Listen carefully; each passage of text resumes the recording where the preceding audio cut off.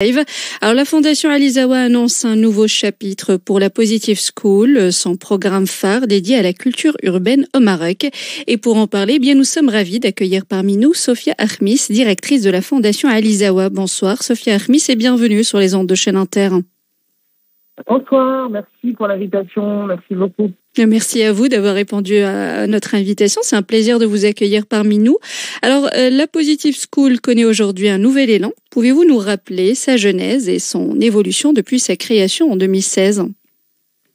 Bien sûr. Alors, l'histoire de la Positive School, c'est l'histoire d'une rencontre avec un rappeur, coach hip-hop qui s'appelle Anas Boussi. Son nom d'artiste est Baus. Qui vient animer au départ un atelier sur l'histoire du hip-hop au Maroc et du rap au Maroc aux Étoiles de Sidi Moumen et qui regroupe autour de lui un nombre assez conséquent de jeunes qui s'intéressent du coup à cette culture et qui découvrent un peu tout le background de la culture hip-hop, comment est-ce que c'est né au Maroc mais aussi aux États-Unis auparavant et comment est-ce que ce mouvement culturel est arrivé au Maroc.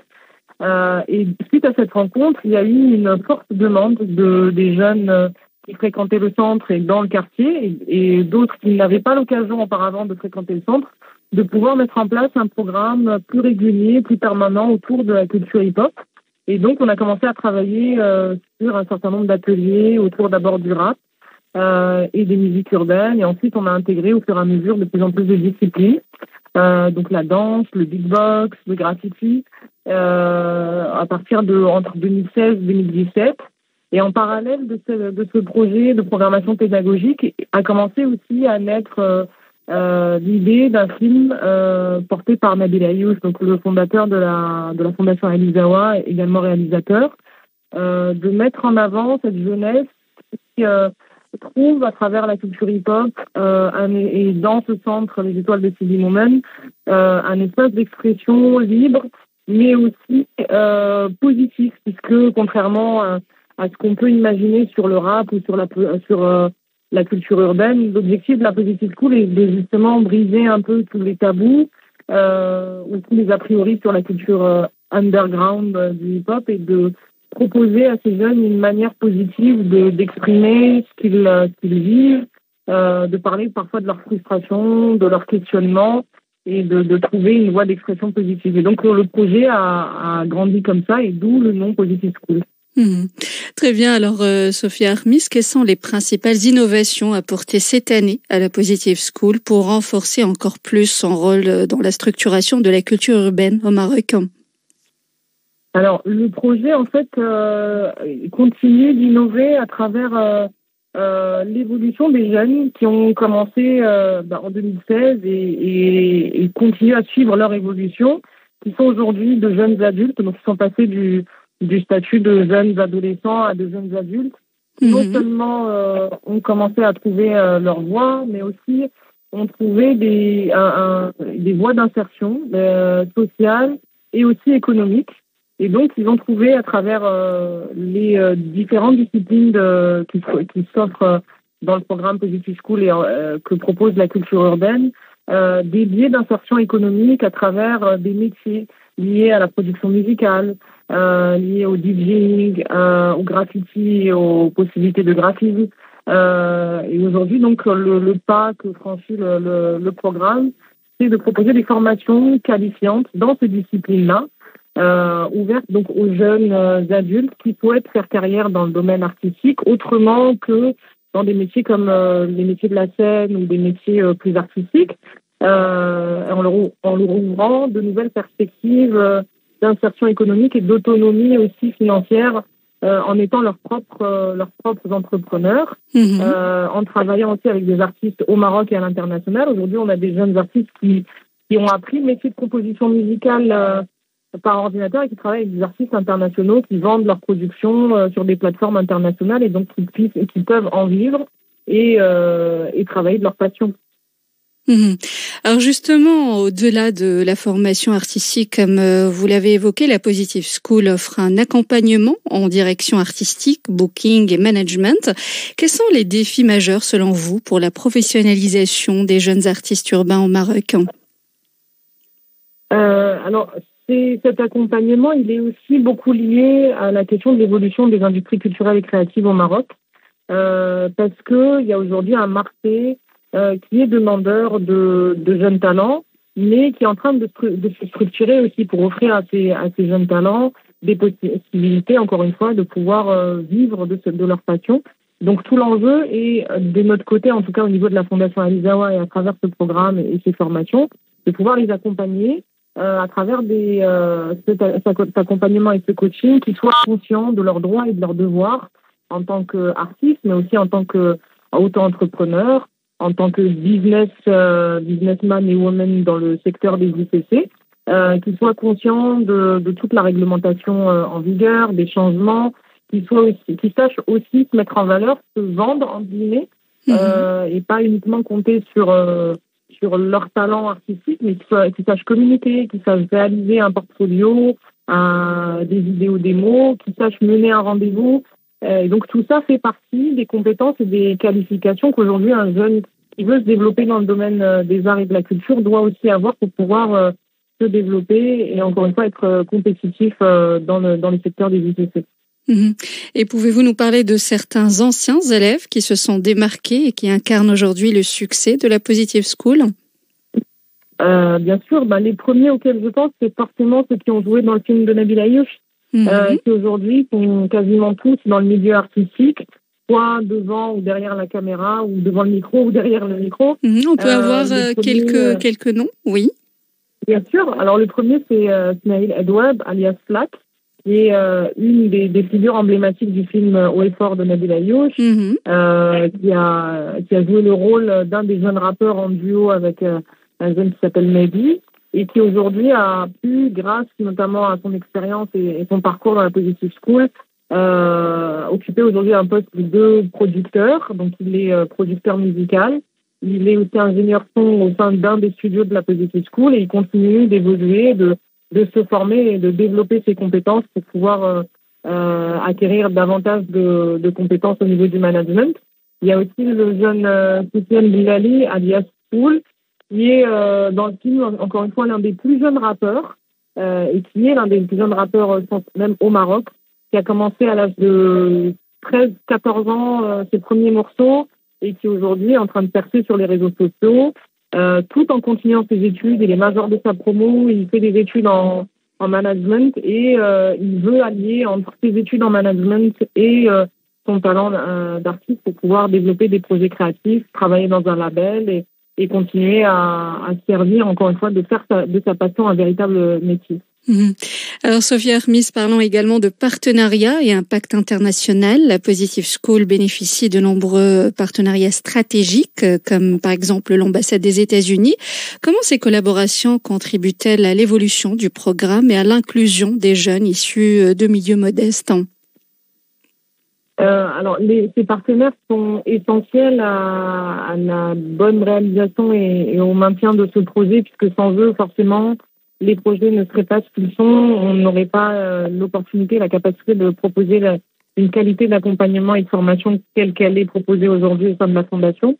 Et ça nous permet non seulement de travailler dans les quartiers où nous sommes présents, comme à Sidi Moumen à Casablanca ou dans l'ancienne Médina de Fès ou de Marrakech, dans des quartiers beaucoup plus défavorisés dans les autres villes, mais aussi de travailler dans des sites qui s'adressent à d'autres cibles et de pouvoir créer des espaces de rencontres, de mixité sociale.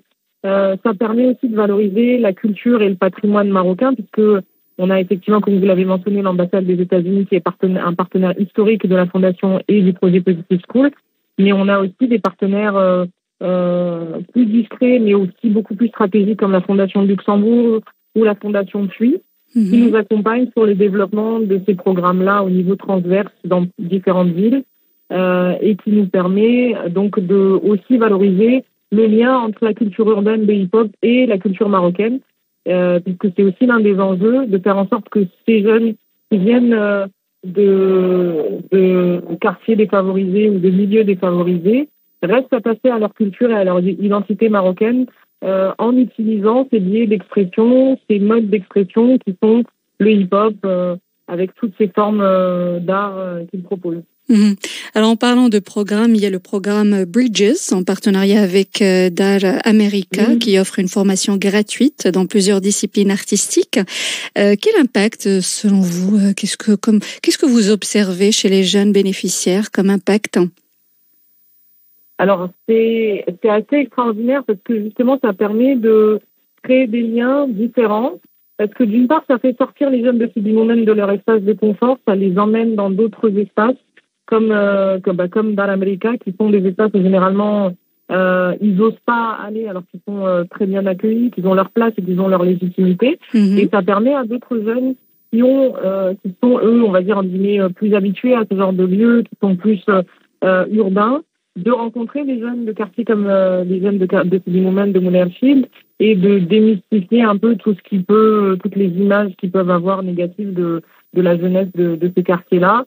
Et ça permet une réconciliation, de créer un lien social, de créer une vraie unicité sociale autour d'une passion et autour des arts. Encore une fois, ce qui est génial, c'est que les arts et la culture permettent de créer des liens, des ponts, d'où le nom de ce programme Bridges, qui est de créer des liens entre les générations, les jeunes de différents univers et même les cultures, encore une fois, entre le centre américain et donc qui représente la culture américaine et le centre Sidi-Moumen avec ce que ça peut porter aussi comme diversité culturelle et créative.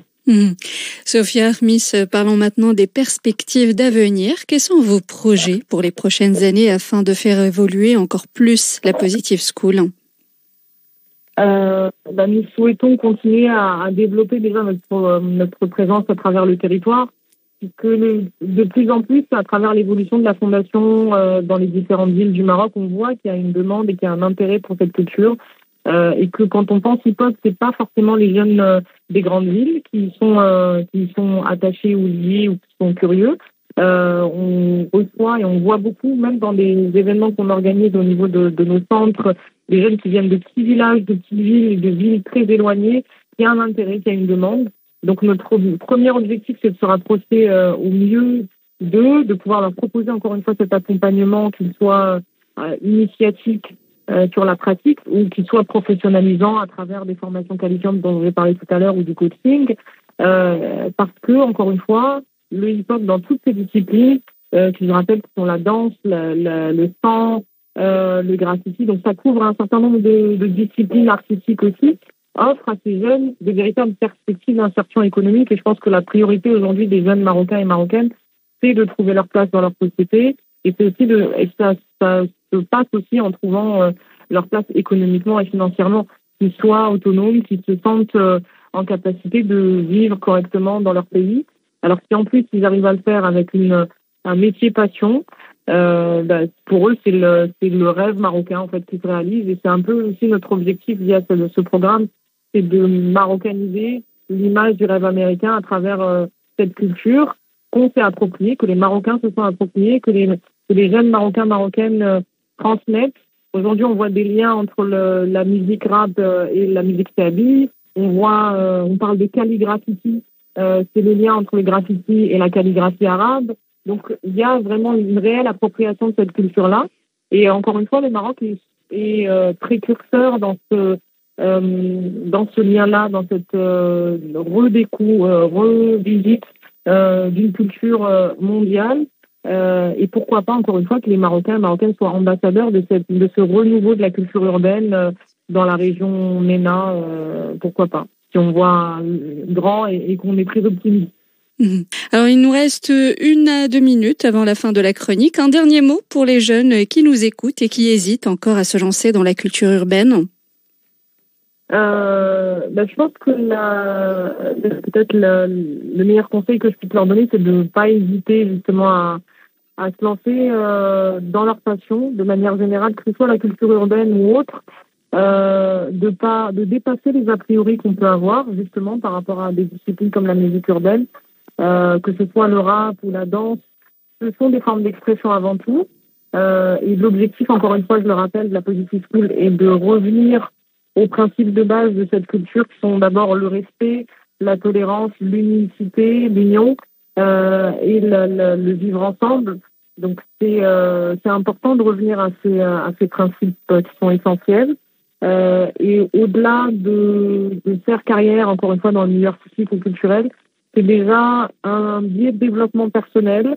C'est déjà une manière de se trouver, de s'exprimer, parfois de se défouler aussi. Quand on est jeune, on en a aussi besoin. Donc, je les invite tous et toutes à venir nous rejoindre dans l'un de nos centres, où qu'il soit, à Casa, à Sidi Moumen, à Tanger. On est présent à Khaïr Salah et à Beni Makada, à Agadir, à Khaïr Salah à Agadir, et dans l'ancienne Médina de Fès ou de Marrakech aussi, pas loin de la place Zamatna. Merci infiniment, Sophia Armis, pour votre participation à l'émission. Et puis, on vous dit à très bientôt pour d'autres actualités. Avec grand plaisir. Merci.